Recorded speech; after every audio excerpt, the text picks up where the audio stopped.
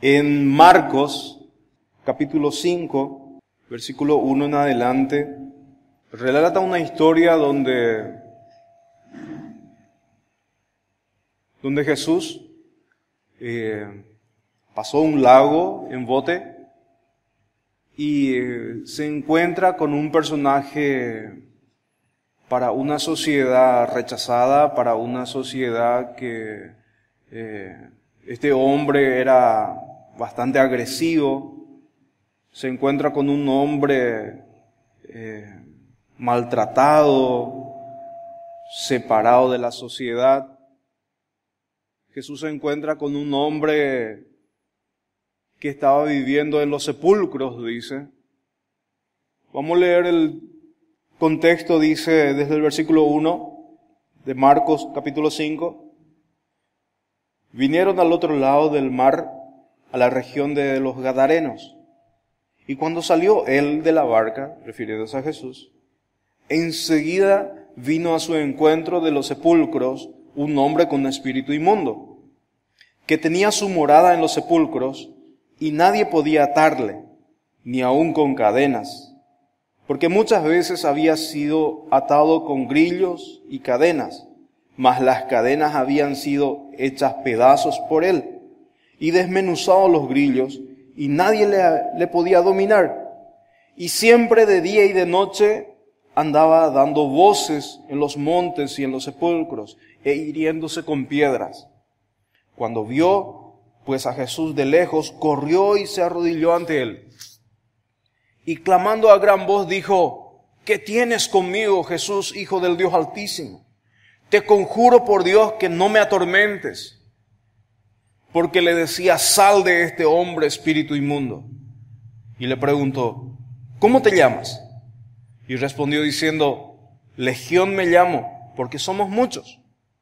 Y le rogaba mucho que no le enviase fuera de aquella región. Estaba allí cerca del monte un gran hato de cerdos paciendo. Y le rogaron todos los demonios diciendo: envíanos a los cerdos para que entremos en ellos.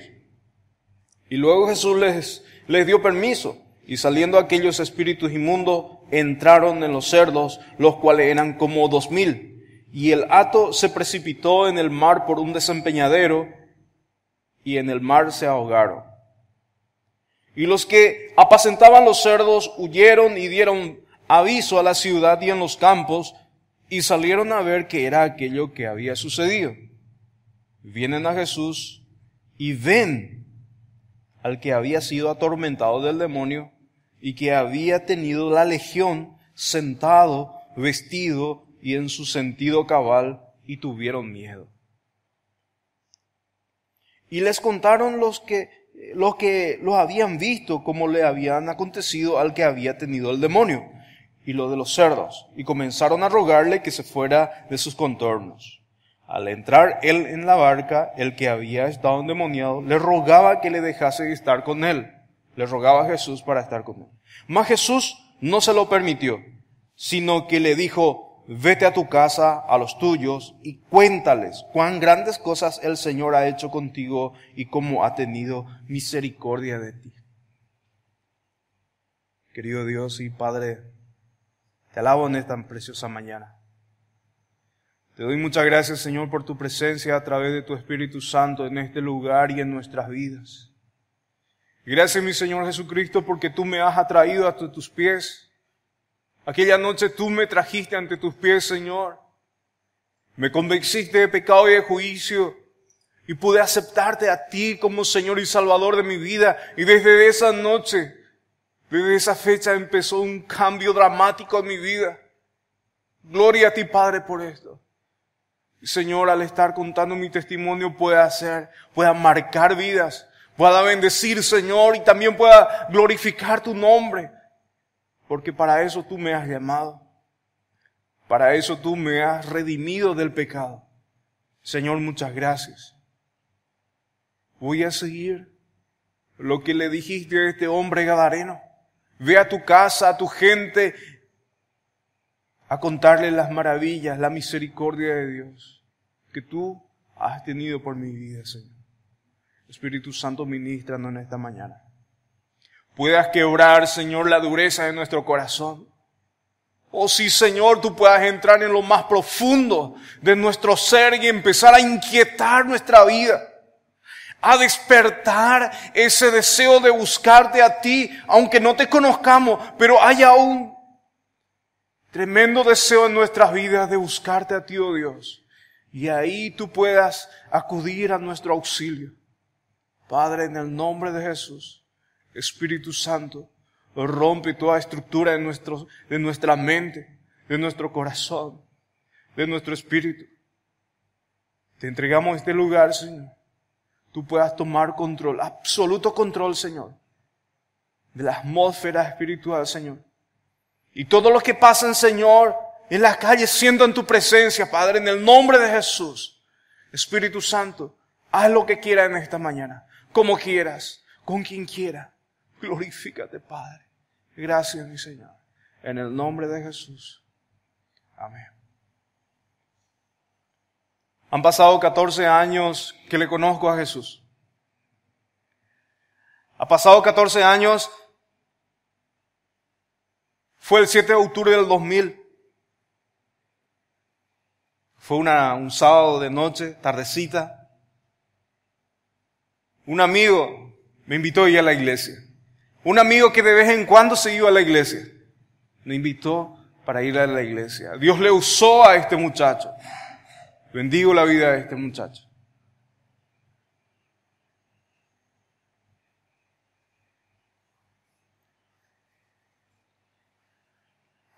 Tengo una linda esposa, hermosa esposa, me bendice. Tengo 2 hijas hermosas. Ayer cumplió la mayor a 6 años y la menor tiene 2 años. Jamás yo hubiera pensado que iba a tener tal bendición en mi vida. Porque antes de conocer a Jesús, mi vida no tenía mucha esperanza. Mi hermano menor, estamos entre 8, nos quedamos 7. Mi hermano menor, Carlos, él murió hace 5 años por ahí. 6. Gracias. Él estaba en el mismo mundo que yo. Él murió asesinado. 3 disparos y 57 puñaladas. Yo pude haber terminado como él. Yo tenía que haber terminado como él. Pero Dios tuvo misericordia de mí y me llamó. Cuando tenía los 5 años, 6, yo vivía en San Ignacio Misiones con mis abuelos. Hoy mis abuelos ya no están, han partido. Mis padres se casaron ahí, mi mamá con mi papá. Ellos se separaron, se divorciaron. Hasta hoy yo no sé qué causó esa separación, pero mi mamá decía que mi papá era muy agresivo. Vivían de la chacra y lo que ganaba ahí lo iba y gastaba en timba, en baraja, en juegos, era de tragos. Mi mamá huyó de él con 3 niños. Mi hermano mayor, mi hermana que quedó con mi abuela, me quedé también con mi abuelo, y mi hermano menor que vino con mi mamá. Mi hermano mayor y mi hermano menor vinieron con mamá hasta Villa Hayes, Chaco. Cuando tenía casi 6, 7 años, mi mamá me trajo de San Ignacio. Para mí fue eso lo más terrible que mamá pudo haber hecho para mí en esa edad. Porque en esos días, cuando me trajo, mi abuelo era todo para mí. Mi abuelo era la figura paternal para mí. Y en mi ausencia, mi abuelo falleció. Mi abuelo murió. Eso fue el primer choque tan dramático en mi vida que yo me acuerdo. El primer choque dramático. La separación de mis padres no me había tocado tanto hasta que yo pude agarrar conciencia. 8, 9, 10 años. Mi mamá entonces vino a Villalles, trabajaba por sí sola, hacía cosas comestibles para ir a vender en una fábrica muy conocida en Villalles. Ya de muy temprana hora, a las 3 de la mañana, 2:30, ella se levantaba, una mujer esforzada, sola, tenía que mantener a sus hijos, entonces ella tenía que hacer milanesas, tortillas y otras cosas para ir a vender a la gente que entraba a temprana hora en esa fábrica. Había mucha gente. Y en esa fábrica le conoció a otro señor y se volvió a unir con él. Yo me acuerdo cuando llegué a Villalles, era un lugar, las casas casi pocas había. Ahora hay un montón de casas, población enorme. Remancito era un puchito de eso, todavía casi no existía. Era solamente un barrio chico, pequeño. Cuando yo llegué a Villalles me acuerdo la atmósfera era desértica, triste. Era medio esteral y había algunas calles, ¿no? Cuando yo llegué a la casa de mamá estaba hecha de palmera, madera de palmera, con techo de paja y a un lado así con hule negro. Me puso tan triste eso. Pero crecí ahí. Y cuando empecé a tener conciencia, lastimosamente mi hermano mayor influyó en mí, en lo que yo debería sentir por mis padres. Mi padrastro, yo no sé si nos respetaba demasiado o no nos quería nada, que solamente una vez al día nos hablaba. Nos saludaba solamente una vez al día y no dirigía otra palabra a nosotros. Eso a mí me causó una rabia hacia él. Porque yo veía a tantos chicos con sus padres jugando y de pesca, y yo a la figura paternal que tenía en casa solamente me hablaba una vez y en el día y listo. Y yo, en esa edad, 9, 10 años, mi hermano mayor me dice, él no es nuestro padre. Y más aún todavía ahí creció hacia él, tipo así, un desprecio.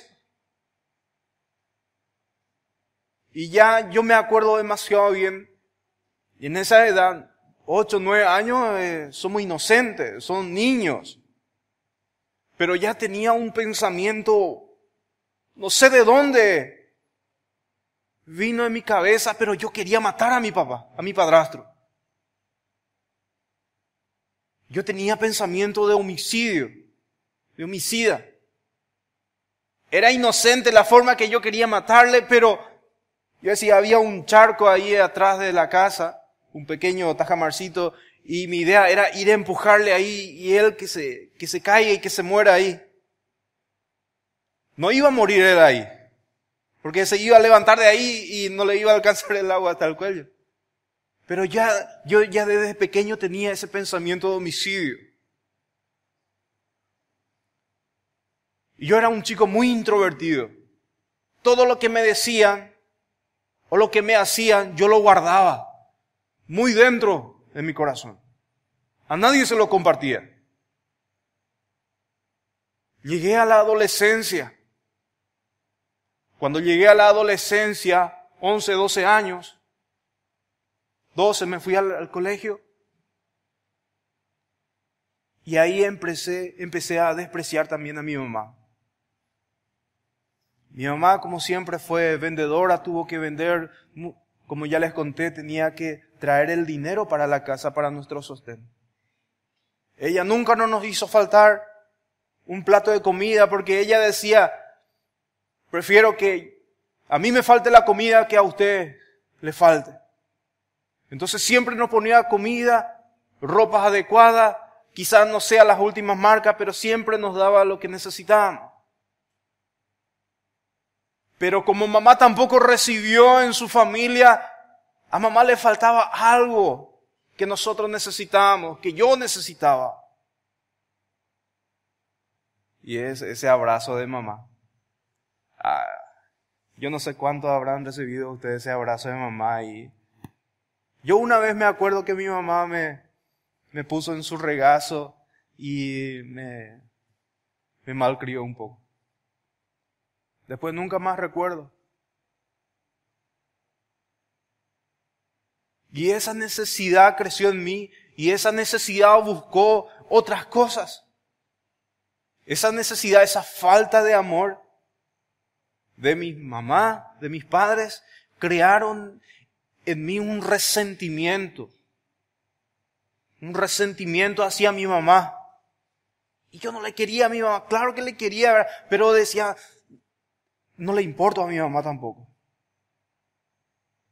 Cuando llegué a los 14 años, 13, 14 años, me empecé a dibujar. Empecé a dibujar, soy bueno en dibujar. Y empecé a dibujar cosas así, empecé a dibujar por las remeras. Y ya los amigos del barrio decían, qué buen dibujante sos. Y ahí yo me sentía bien. Pillé que algo hacía bien y entonces la gente me empezaron a halagar. Y ahí yo empecé a sentirme bien. En mi casa yo era un extraño. Porque mi padrastro solamente una vez al día se dirigía a nosotros. Y mi mamá cuando nos hablaba en un tono de reto. En un tono levantado. Porque yo siempre fui observador. Y siempre le observaba a mi mamá. Alguna vez estaba feliz. Y de repente su semblante caía todo.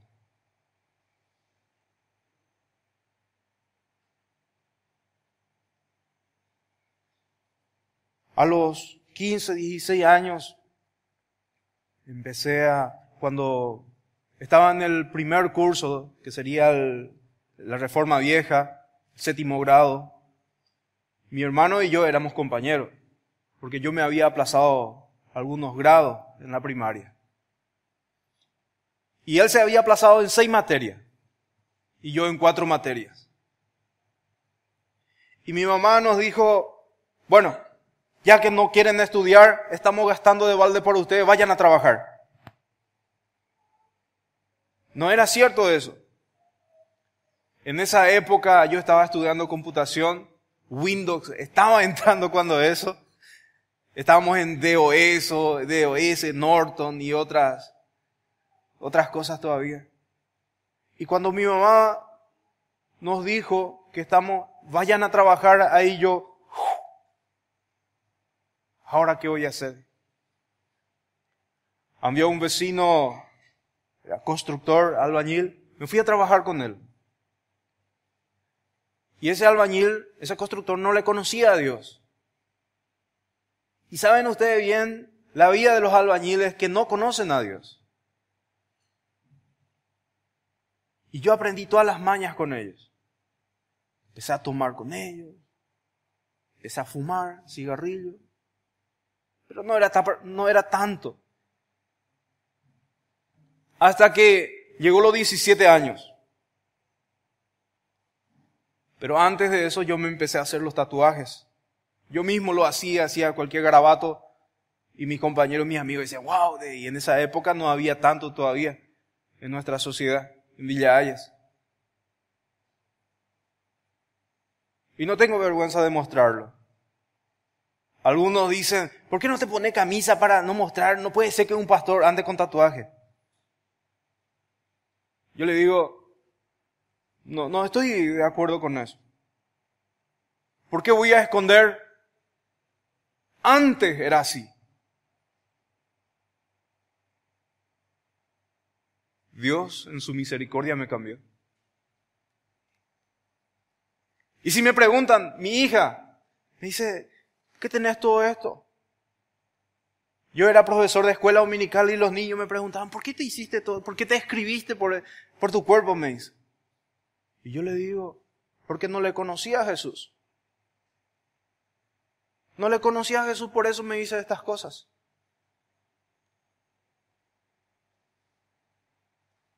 A los 17 años me fui al servicio militar. En el servicio militar era uno de los mejores soldados, soldado raso. Salí sargento segundo ahí, en Cerrito Chaco, cuando eso todavía es RCBO blindado. Salí uno de los mejores y ahí me sentí realizado también. Pero el diablo siempre, en Juan 10:10 dice, el diablo vino para matar, hurtar y destruir. El diablo destruye vidas, roba matrimonios, parejas, roba la felicidad, roba la paz, destruye. No quiere saber si es clase alta o baja. El diablo vino para matar, hurtar y destruir. Y estando como más de 6 meses ya en el servicio militar, vienen los nuevos reclutas. Y de esos vienen de Capitán Vado. Y hacia ahí esa zona famosa la macoña. Macoña, marihuana o el cannabis. Entonces yo le pedí a este muchacho, yo nunca había probado droga, los 17 años. Nunca había probado droga. Claro, el alcohol y el cigarrillo sí.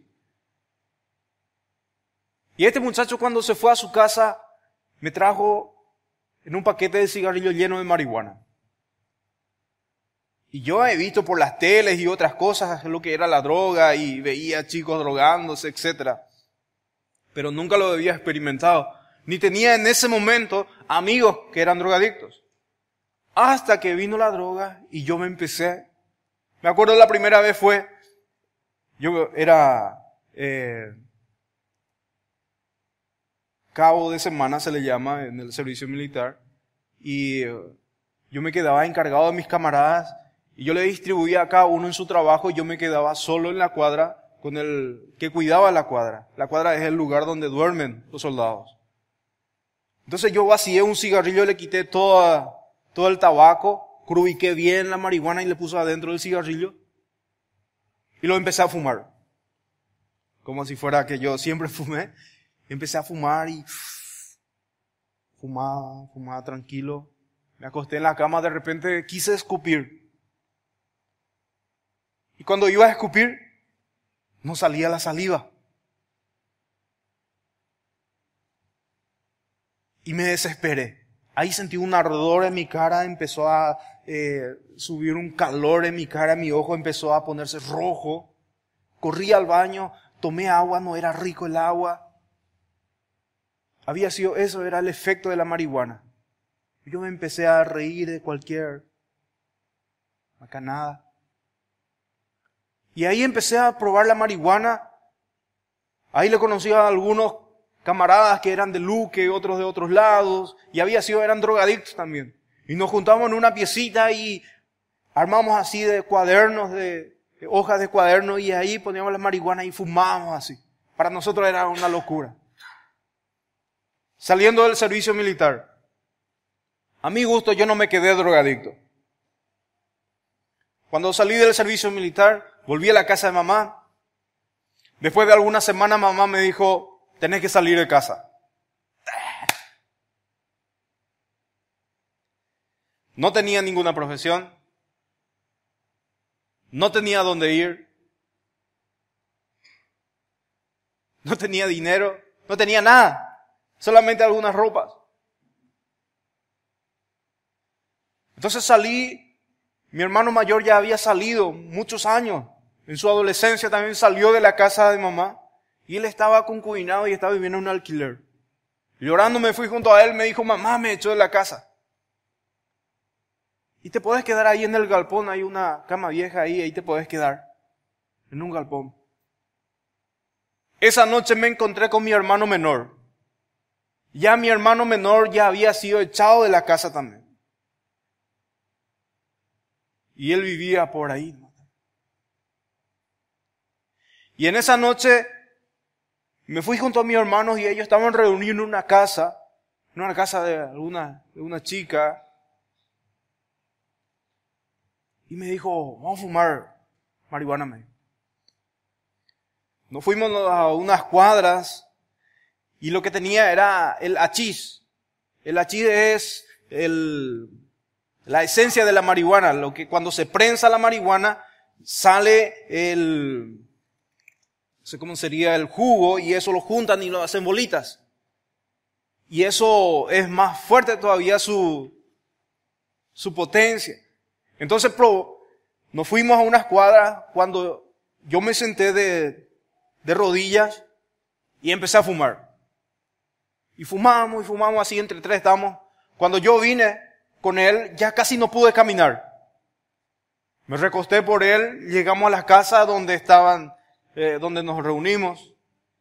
Y algunos tomaban caña, así, fumaban, otros tenían cola de zapatero. Y yo me acosté en la cama y yo escuchaba todo lo que ellos hacían, cómo se reían, de qué hablaban, pero yo no podía reaccionar. Y sentía que algo entraba por mi cuerpo. Algo entraba. Y después de algunos momentos yo me levanté y empecé a tomar con ellos. Empecé a fumar lo que había.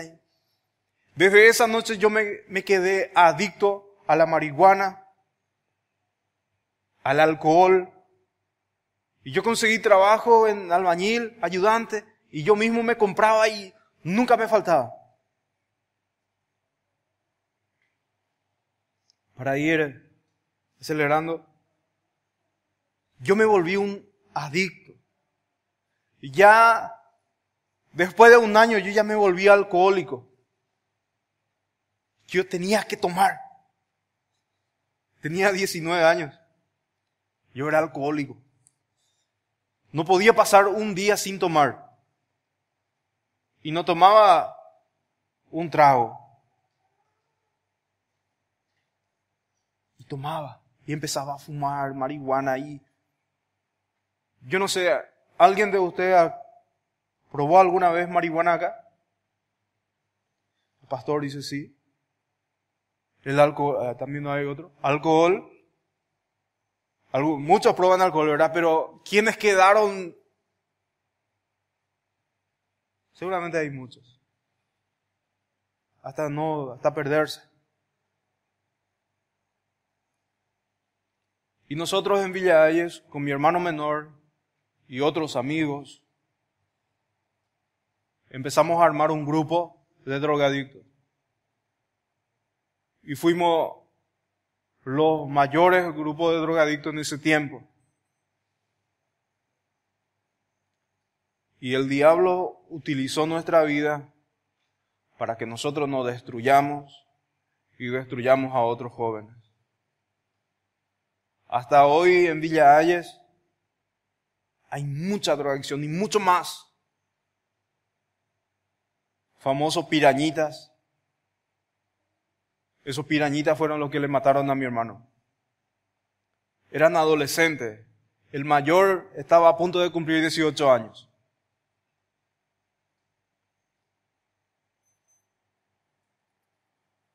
Para ser más dramático un poco, en una noche de fiesta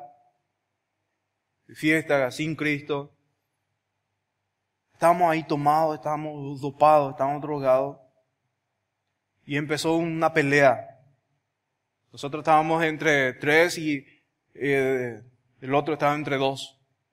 Y empezamos a pelear y uno dijo, yo escuché de lejos así, Hatayu, voy a venir. Cuando yo le he visto venir de lejos, sacó un puñal, un cuchillo largo. Y nosotros nos seguíamos peleando. Y cuando yo le iba a pegar a alguien, siento algo caliente por mi mano. Y cuando agarro mi mano así, veo la sangre borbotar. Si mi mano no iba a estar así, me hubiera clavado en el corazón. Me fui corriendo al hospital. No me pudieron hacer nada, estaba alcoholizado, estaba dopado. Esperé hasta las 10 de la mañana. Me fui a IPS en Benjamín. Me dijeron, si no ves a un especialista de mano, vas a perder algunos dedos porque te cortó algunos tendones. ¿Y cuánto tiempo tengo que esperar? ¿En cuánto tiempo? Y después de 6 horas ya los tendones se enfrían y ya no se pueden coser más. ¿Y cuánto cuesta por ahí? Y más de 400, 600 mil. En aquella época era un poco mucho todavía eso.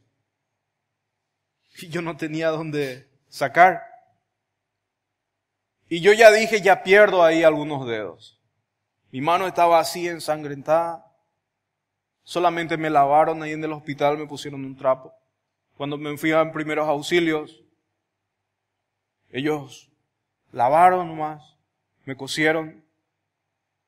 Yo le dije, listo, le digo, no te vamos a coser el otro lado. ¿Por qué? Y pasó el otro lado, me dice. Ahí me asusté. Y me quedé con dedos así, duros. Y no tenía dinero para comprar antibióticos. Y ellos me dieron 2 cajas. Y cuando terminó mi antibiótico, yo empecé otra vez porque dolía la mano. Y en una de esas noches, mi mano vendada, entramos a pelear otra vez con otra gente, con otros muchachos. Y en esa pelea mis dedos volvieron otra vez a su lugar. Yo ya tenía por perdido porque estaban todos duros mis dedos.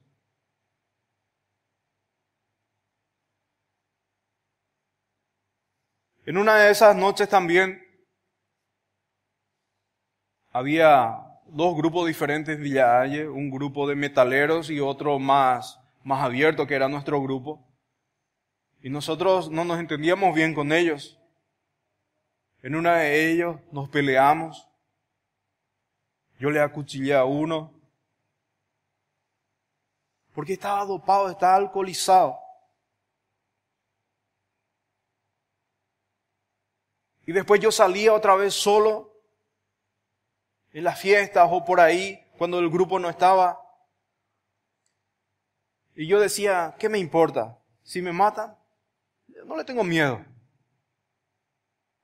Y me iba y adentraba otra vez en esos grupos contrarios y no me hacían nada. No es porque yo era el grande, sino porque Dios tenía misericordia de mí. Porque si ellos me querían hacer algo, me hubieran matado. Yo a los 21 años me quedé 3 veces dormido en la calle. Cuando yo desperté dije, qué vergüenza. Pero llegaba en un momento cuando yo tomaba y me drogaba que mi foco se apagaba. Muchos dicen no puede ser así. Yo le digo que sí es así. En mi caso. Llegaba en el punto donde yo no me acordaba y solamente amanecía en mi casa. O amanecía en la calle. Entonces mi mamá dijo, me acuerdo una vez, dijo, perdí la esperanza por vos. Cuando tu mamá o tu papá te dice así, eso es una maldición.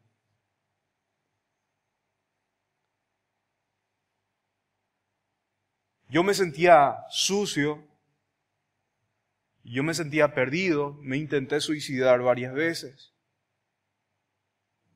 Gracias a Dios no lo pude lograr.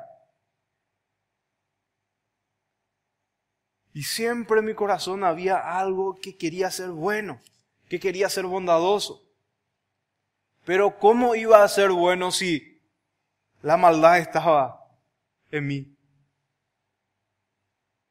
Entonces en una época así, no tenía más dónde ir. Vine otra vez junto a mamá y le dije, mamá, ¿me puedo quedar otra vez en tu casa? Mi mamá me dijo, no hay problema, pero tengo esa piecita ahí. Y era una pieza con medio techo, un cuarto de techo. Y yo puse una sábana así encima de y me quedaba ahí. Y en ese tiempo yo muchas veces, y no solamente en ese tiempo, sino muchas veces quería dejar la droga, quería dejar el alcohol, trataba una semana de dejar la marihuana, trataba de una semana de dejar el cigarrillo, las bebidas, y lo dejaba. Pero yo no sabía lo que Jesús sabía. Y dice Jesús, el que practica pecado, esclavo es del pecado. Y mi pastor me dio como un ejemplo, es como tener a un perro atado con una soga de 5 metros. El perro se va a sentir libre hasta los 5 metros. Pero si quiere ir 5 metros y 1 centímetro ya no puede, porque la cuerda le ataja. Era así, yo quería ser libre de las drogas por mi cuenta, por mi fuerza, pero no lo podía. Después volví a ser peor. Volví a ser peor.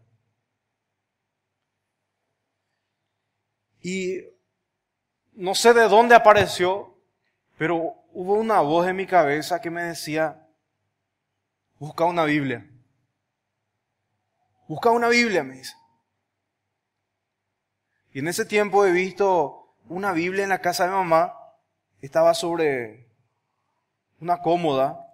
Y había una chica que trabajaba para mamá y le pregunto, y la chica me conocía bien, le pregunto, ¿no viste esa Biblia? Y ella medio burlándose dijo, ¿y desde cuándo vos la Biblia? Eso me hizo rehuir otra vez. Eso me hizo rehuir y el diablo le utilizó a ella para que yo me vaya otra vez y haga otra vez todas mis macanadas. Hasta que un día, media tarde, llovizna, un Nuevo Testamento, de eso de Gedeones, estaba abierto en el suelo, boca para abajo, la tapa daba para arriba. Y yo dije, una Biblia, dije. Y cuando lo iba a agarrar, literalmente hice así. Y no lo agarré. No sé por qué. No pude agarrarlo. Me fui y me olvidé de la Biblia. Pero esa voz insistía en mi corazón, en mi cabeza y decía, busca una Biblia. Hasta que ese mismo Nuevo Testamento lo encontré encima de la mesa en la cocina así, en la esquina. Cuando yo lo he visto, salté por él, como si fuera que había otro más que iba a saltar por él. Salté por ese Nuevo Testamento, lo llevé a mi pieza. Me fui, me senté y empecé a leer. Y esa voz sonó más fuerte en mi cabeza y decía, lee la Biblia porque en ella está la solución para tu vida. Y otra voz decía, no lo leas, no lo leas. Y yo me fumaba un cigarrillo de marihuana. Y hubo una lucha tremenda ahí y yo me encerraba en mi pieza, no quería salir porque yo quería cambiar en esa pieza que mamá me dio. Yo me encerraba en esa pieza, nadie lo sabía, a las 10 de la noche, tranquilo. A las 11 de la noche ya no aguantaba más. Empecé a buscar por las paredes así, cosas que fumar, cosas que drogarme. Hacía un zarambí ahí en esa pieza, buscando con qué drogarme. Y pasaba así las noches y los días y terrible era. Y con mi padrastro, como no nos entendíamos tan bien, él vino un día y alzó la voz por mí, mamá vino de aquellos lados y me dijo nuevamente que saliera de la casa. ¿Y ahora a dónde voy? Mi hermano menor estaba viviendo en un alquiler, nadie vivía ahí, ellos vivían en otro lado, cuando tenían tiempo volvían ahí. Yo me fui y me quedé ahí, con mi Nuevo Testamento. Y yo leía el Nuevo Testamento, pero no entendía lo que leía. Pero yo escuchaba una voz que decía, lee la Biblia, porque en esa está la solución para tu vida. Y como crecí en la iglesia católica, solamente me quedó el Padre Nuestro. Bendito sea el Padre Nuestro, que Jesús nos enseñó. Y cuando leía toda la Biblia, me dormía en el piso, en un colchoncito. Y después de leer la Biblia, yo me arrodillaba y rezaba al Padre Nuestro. Y decía, Dios, perdóname. Y lloraba. Pero era algo irónico, yo no le conocía a Dios. Yo no le conocía a Dios. ¿Quién era Dios? ¿Quién es Dios? Yo escuchaba que los país, eso, hablaban de Dios. Pero nunca llegué a conocer a Dios. Nunca nadie me predicó y me dijo, hay esperanza para vos. Si vos crees en Jesús hay un cambio para tu vida. Nadie nunca me lo dijo. Quizá porque tuvieron miedo y no se acercaron a mí porque yo era drogadicto, era un patotero, era un reconocido en Villa Ayes. No sé por qué nadie nunca se acercó y me habló de Jesús. Yo estaba buscando anhelosamente una solución para mi vida. En esos, le conozco a este amigo. Basilio se llama. Un nombre raro. Basilio, no es común. Y yo en ese tiempo intentaba más todavía alejarme de las drogas. Pero es muy difícil. No sé cómo te explico, pero es muy difícil. Si vos fumás, vas a entender algo porque fumar es muy difícil de dejar. Yo conseguía marihuana y me fumaba un poquito y después los restos y los tiraba todo por todas partes para no volver a juntar y después consumirlo. Hacía lo mismo con los cigarrillos, pero igual yo lo iba a buscar otra vez. Es que el vicio era tan fuerte en mí.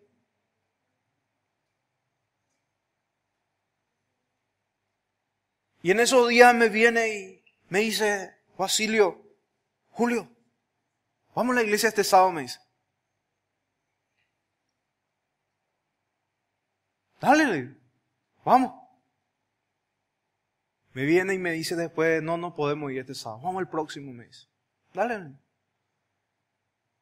A mí nunca me importó lo que la gente piense por mí, en ese tiempo menos todavía. Lo que la gente opinaba por mí era terciario, no chocaba por mí. Porque yo sentía que a nadie le importaba, a nadie le interesaba. Y más todavía que mi mamá dijo, murió mi última esperanza, no tengo más esperanza por vos. Llegó el sábado siguiente, el 7 de octubre del 2000. Yo temprano me preparo, me visto con lo que tenía, llego a la iglesia, era flaco, muy flaco, drogadicto, pelo largo, ropa oscuras, remeras negras. Mi pinta era desastre. Llego a la iglesia y la gente se sorprende. ¿Y quién no? ¿Verdad? Pero cuando entra una gente nueva no se sorprendan ustedes. Porque por ahí es muy sensible y dice, pero me miraron todos, yo nunca más voy a volver ahí. Cuando la gente nueva entra, hay que saludarle como a uno más de nosotros. Para que no se sienta mal. Porque muchos por eso se sienten mal y me dicen, no, yo no voy más a esa iglesia porque me mira de mis zapatos hasta mi cabeza. Cuando viene alguien a decirle, hola, ¿cómo estás? Dios te bendiga. Normal. No importa si viene con una minifalda o una chica así. Porque vendrán esos días. Vendrá el alcohólico diciendo, ayuda por favor, va a entrar por esa puerta. Y nosotros como vamos a decir, un alcohólico, ay. Pastor, un alcohólico, sácale afuera. Hay que ponerle ahí en medio de nosotros. Esa noche yo llegué a la iglesia. Me senté a la tercera fila, así como está el hermano. Me senté a la tercera fila. Y vino el pastor de Ayola, antes era el pastor ahí en Villa Ayes. Y vino con su familia, su hija tocaba, creo que el teclado, su esposa cantaba, su hijo la guitarra, y yo no sé qué él tocaba. Él era predicador. Cantaron ellos, el pastor predicó, y yo estaba ahí sentado. No me acuerdo qué cantaron, ni qué predicó el pastor. Pero sí lo que me acuerdo bien, dijo el pastor, el que no tiene a Jesucristo, en su corazón, que pase adelante. El que no tiene a Jesucristo en su corazón, que pase adelante. Yo no sé cómo, yo me levanté, pasé enfrente, yo no sé quién estaba al lado de mí, y el pastor me dijo, cerrá tus ojos, me dice. Y cerré mis ojos. Repetí conmigo esta oración. Y esa oración decía así: Señor Jesús, hoy sábado 7 de octubre te pido perdón. Escribe mi nombre en el libro de la vida. Gracias, Jesús, por perdonar mis pecados. Amén. Cuando yo dije amén, una lágrima cayó por mi mejilla derecha. Tibia así. Y una carga salió de mi espalda. Yo dije. Es que en ese momento yo sentía tanto odio, tanto rencor en mi corazón, que Dios me quitó un poco ya en ese momento. Y yo dije, Dios, yo le conocí a Dios esa noche. Y yo le dije a Dios, Dios, yo nunca voy a abandonar este camino. Y ha pasado 14 años. Ese día, antes de conocerle a Jesús, yo me fui junto a mi mamá y le dije, mamá, una siesta. Mamá, yo te pido perdón porque seguramente yo te hice pasar mucho dolor de cabeza. Perdóname, mamá. Me fui junto a mi padrastro y le dije, Roque, perdóname, seguramente yo te hice mucho sufrir. Y él me perdonó a su forma. Mi mamá me dice, te regalo esta Biblia, me dice. Había sido que mamá algunos meses ya se fue en otra iglesia, se estaba yendo, y ella empezó a orar con algunas hermanas, empezaron a ayunar por nosotros. Y eso fue lo que le motivó a Dios en su misericordia a que yo llegara a los pies de Jesús. Gloria a Dios. Y esa siesta mi mamá me dice, te regalo esta Biblia. Y yo así como recibí el tesoro más grande del mundo. Yo lo agarré y le dije, gracias mamá. Yo justo esta noche me voy a ir en la iglesia, le digo. ¿Y dónde? Me dice.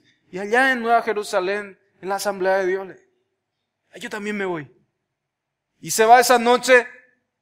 Y después de todo el programa mi mamá me dice, yo te invito a que te vayas conmigo a mi iglesia donde yo estoy yendo. ¿Y dónde vos te vas? Allá en la iglesia menonita en Barrio Cerro. No me gusta su nombre, pero es Barrio Cerro. Me fui ahí al otro día. Desde ahí empecé a asistir a la iglesia. Y empecé a conocerle a Dios. Esa noche, Dios me trajo 2 pasajes en mi mente. Porque yo estaba leyendo el Nuevo Testamento. Mateo 4:4, ¿qué dice? ¿Qué dice Mateo 4:4? ¿Quién lo conoce de memoria?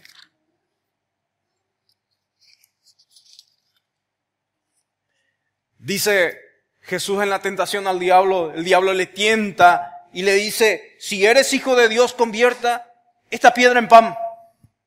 Jesús le dice, no solo de pan vivirá el hombre, sino de toda palabra que sale de la boca de Dios.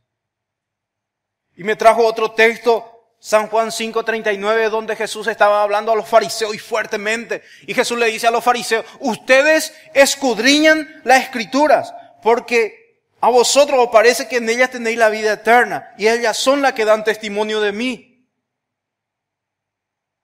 Y yo entendí y dije, esa noche, el 7 de octubre del 2000, que yo tenía que leer más todavía la palabra de Dios. Porque la palabra de Dios me iba a transformar. Y entendí que tenía que leer el libro de los Romanos. Y el libro de los Romanos es tan duro. Es muy duro. Y yo empecé a leer el libro de los Romanos. Pero también Dios me dijo esa noche, desde esa noche vas a empezar a tener pruebas. Y tal para cual, desde esa noche empecé a tener pruebas. Problemas. Cosas que me querían desviar otra vez. En ese tiempo yo estaba viviendo en una concubinato. Y yo empecé a leer Romanos. Y saben, Romano dice, ningún borracho, ningún fornicario entrará al reino de los cielos. Y yo decía, ¿qué es lo que es fornicario? Porque cuando lo leo, como martillo. Y yo me iba a la iglesia, a las reuniones, en los estudios bíblicos, y estaba cada día que leía mi Biblia, ningún fornicario entrará al reino de los cielos. ¿Qué es lo que quiere decir eso? No sabía lo que quería significar esa palabra. No sabía su significado. Hasta que un día mi pastor en un estudio bíblico habló sobre esto. Y yo dije, fornicación es tener relaciones sexuales fuera del matrimonio o antes del matrimonio. Y yo desde esa noche dije, hasta aquí, fornicación. ¿Y saben qué? Yo no sé si estuve orando o en un sueño, yo me discutía con un hombre. Y este hombre grande, Mike Tyson, musculoso, así, enorme.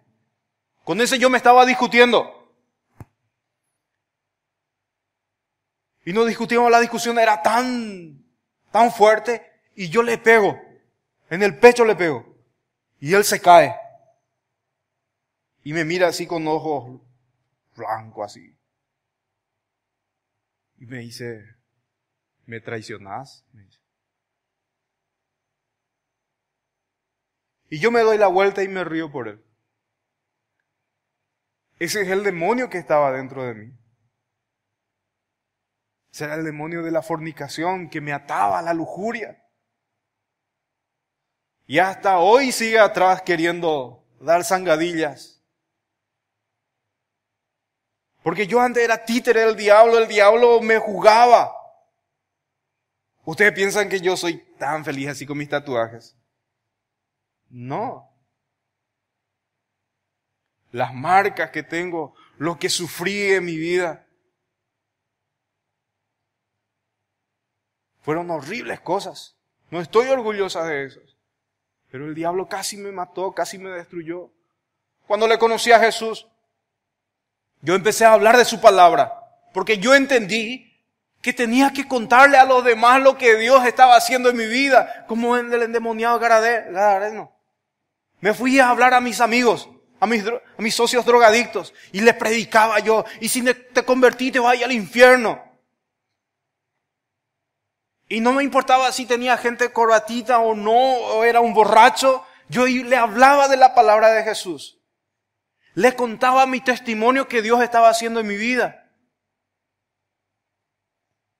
Y le cuento a un muchacho,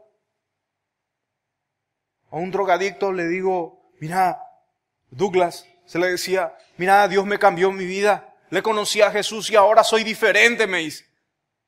Me dice, qué bueno, Capé. ¿Por qué le digo? Porque, ¿sabes? Nosotros nos estábamos planeando para matarte. Ellos ya tenían un plan para matarme. Porque yo no podía ver niños drogadictos detrás de nosotros y siempre les maltratábamos y les decíamos, váyanse de acá. Y estos niños, estos adolescentes, preadolescentes drogadictos, se estaban programando para matarme. Yo no debía estar aquí. Si no fuera por Dios, yo no iba a estar acá. Yo iba a estar en la cárcel, pudriéndome o muerto. Yo le hablé a todos mis familiares de Cristo, a todos mis amigos drogadictos, al que le pegué, al que le hice mal, yo le hablé de Cristo. Y si alguien se me escapó alguna vez, le encuentro y le hablo de Cristo y le pido perdón. Porque Dios tuvo misericordia de mí y me trajo a sus pies. Dios tuvo misericordia de mí.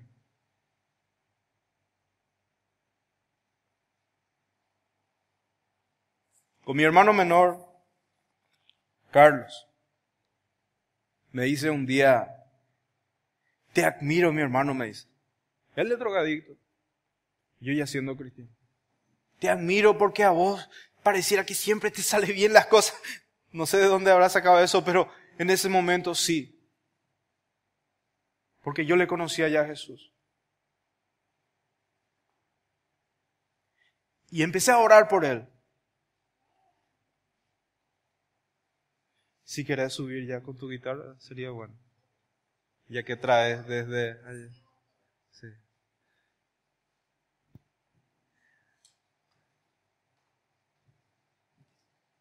Le predico a mi hermano menor, Carlos Rubén.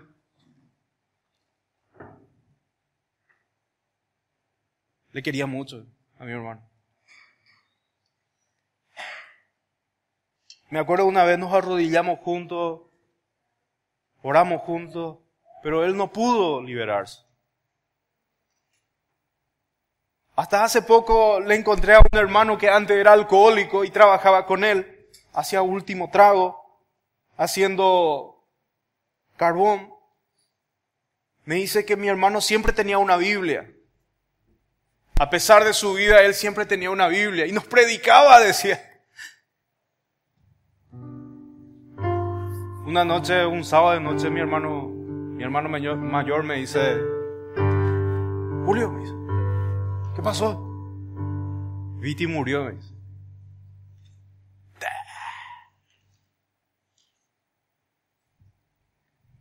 Mi auto no andaba para ir esa noche.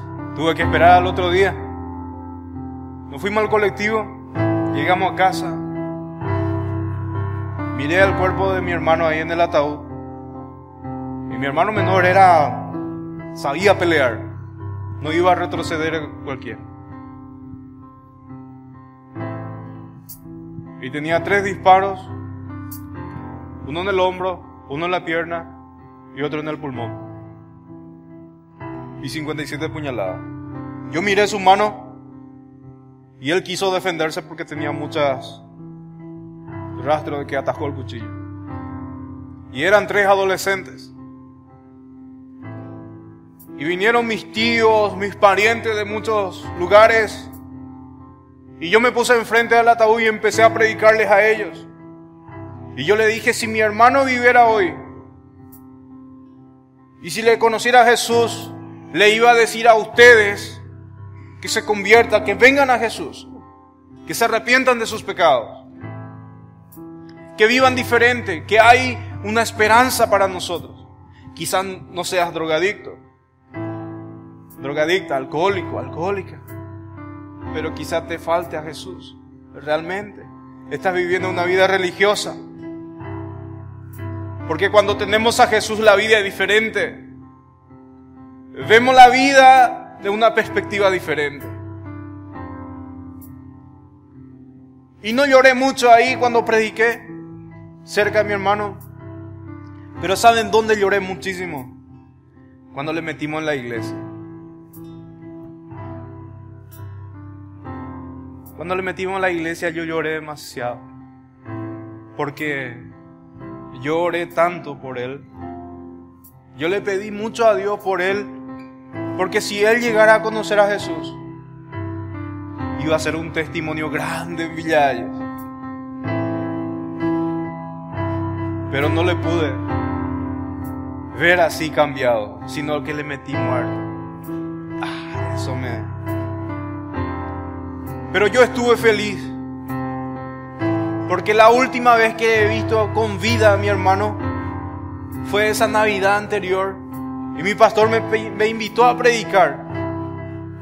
Y tenemos la foto con mi esposa embarazada así de Allison. Y mi hermano ahí, yo le llevé a la iglesia ese.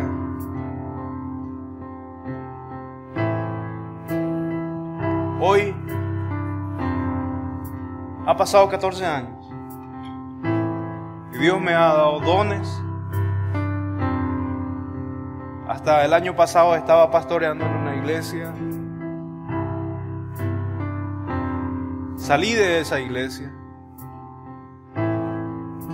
Ahora cuando vine junto al pastor Jerry, le digo, pastor, yo me quiero congregar en tu iglesia. Heme aquí, le digo. lo que sea, yo voy a hacer para vos. Él me recibió, bienvenido, venga. Y yo sé bien que Dios, así como decía, empezó el avivamiento. Amén.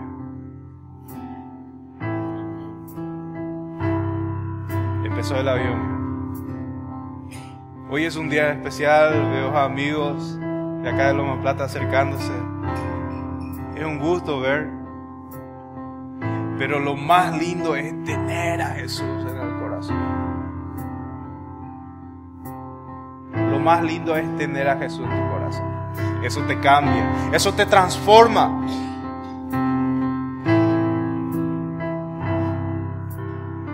No transforma tu cuerpo. A algunos sí le hace milagros. Si estaban enfermos son sanados por Dios. Pero a mí me transformó el alma. Hoy puedo decir que estoy completo. Si nunca has hecho la decisión por Jesús, yo te invito a hacer esta mañana la decisión por Jesús. Porque no te podés ir a casa y decir, qué lástima, no hice esa decisión. Hoy es el día. Si nunca has hecho esa decisión por Jesús, esta es la mañana de hacer esa decisión.